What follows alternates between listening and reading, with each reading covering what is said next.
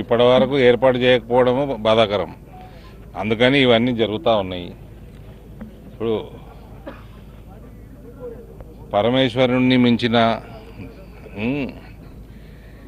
నారాయణను మించిన వాళ్ళు ఎవరు లేరు. ఆయనకు మోసం చేస్తే ఏం జరుగుతుందో కూడా ఈ మధ్య తెలుగు ప్రజలు చేసి చూపించిండ్రు. లడ్డు విషయమే కాదు, తిరుపతిలో నేను చూస్తా ఉన్నా, మనం అందరం తిరుపతికి చిన్ననాటి నుంచి పోయేవాళ్ళమే, అనేక మార్లు పోయిన వాళ్ళమే. చాలా సిస్టమ్ దెబ్బతీసిరు. అక్కడ దర్శనాలు ఇబ్బందికరంగా మారటం,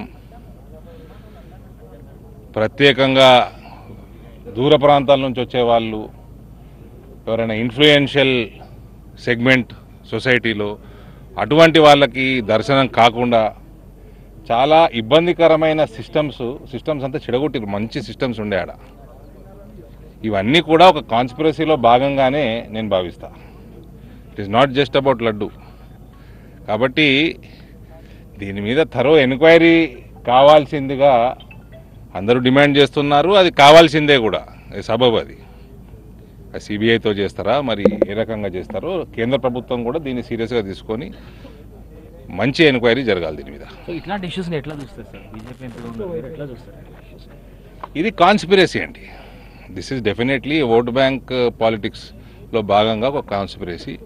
హిందూ భావజాలాన్ని, హిందువుల యొక్క ఏదైతే ఈ దేశంలో యూనిటీ పెరుగుతూ ఉందో అది దెబ్బతీయడానికి, హిందుత్వం యొక్క ఇన్ఫ్లుయెన్స్ ఇంకా పెరగకుండా ఆపడానికి ఇటువంటివి కూడా కాన్స్పిరసీస్ చేస్తూ ఉన్నారు.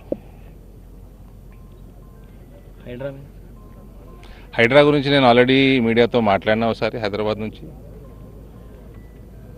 చేస్తే స్పష్టంగా గుజరాత్లో కూడా జరిగింది. 2003లో 2 లక్షల నెల రోజుల లోపల ఒక డ్రైవ్ మాదిరిగా ఒక స్పష్టమైన ప్రణాళిక గైడ్లైన్స్ తోటి ఒక డ్రైవ్ చేపట్టడం జరిగింది. Demolition drive. 2 లక్షల ఇల్లీగల్ స్ట్రక్చర్స్ని కూలగొట్టడం జరిగింది. మతము, కులము, ప్రాంతము ఏది చూడకుండా ఆ కార్యక్రమం జరిగింది. దాని తర్వాత 6 నెలల తర్వాత జరిగిన లోకల్ బాడీ ఎన్నికలలో గుజరాత్లో 90% నరేంద్ర మోడీ నాయకత్వంలో ఆనాడు భారతీయ జనతా పార్టీ ఆ రాష్ట్రంలో గెలవడం జరిగింది. మీరు కూడా ఇక్కడ ఏమైనా చేస్తే సెలెక్టివ్ కాకుండా మీరు ప్రణాళికాబద్ధంగా మీ గైడ్లైన్స్ ప్రకారంగా ముందుకెళ్ళిపోవాలా. చేస్తే స్పష్టంగా చేయండి, సెలెక్టివ్గా చేయకండి, సెక్యులర్గా చేయండి అని నేను ఇదివరకు కూడా చెప్పడం జరిగింది. జిల్లాలో కూడా విస్తరించాలని డిమాండ్ చేస్తుంది పార్టీ తరపున. That you ask chief minister. మీరు హైదరాబాద్లోనే చాలా సెలెక్టివ్గా పోతా ఉన్నారు. ఇయ్యాలటి వరకు మీరు పాత బస్తీలో అడుగే పెట్టలే. మీ హైడ్రాకి అన్ని కాళ్ళు, అమీబాకి, హైడ్రాకి, అదేంది ఇంకోటి ఆక్టపస్కి, ఇట్లాంటి పేర్లు పెట్టుకుంటా ఉన్నారు. మరి ఒక్క కాలు కూడా పోతలేదు అటు. చెప్పండి, ఒక కాలు అటు పోవాలంటే భయపడుతున్నారు పాత బస్తీకి. ఇక్కడనేమో కోట్ల స్టే ఉన్నా కూడా పట్టించుకోకుండా కొట్టి పడేస్తున్నారు. This is selective. So we demand a secular Hydraa in case you are carrying it out. స్పష్టంగా త్రూ అవుట్ ఎక్కడెక్కడ చేయదలుచుకున్నారు మొత్తం చేయండి అందరికీ, గుజరాత్ మాదిరిగా. ఈ రాష్ట్రంలో డీటెయిల్డ్గా మళ్ళీ మాట్లాడతా.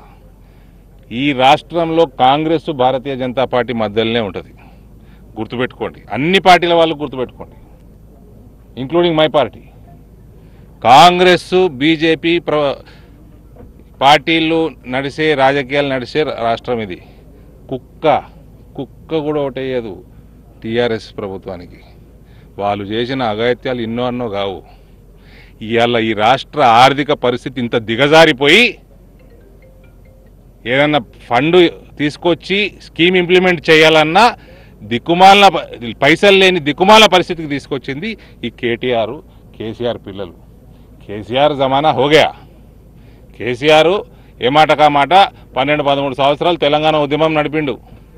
ప్రజలు కూడా 10 ఏళ్ళు గద్దెనెక్కిచ్చారు ఆయనని. 2 సార్లు ఓట్లేసారు, పెద్ద మెజారిటీ ఇచ్చి. కేసీఆర్ పోరగాన్లకి కుక్క ఓటేదు, యాది పెట్టుకోరు. భారతీయ జనతా పార్టీ మంచి అపోజిషన్ పార్టీ యాక్టివిటీ చేస్తే బీజేపీ ప్రభుత్వం ఖాయం.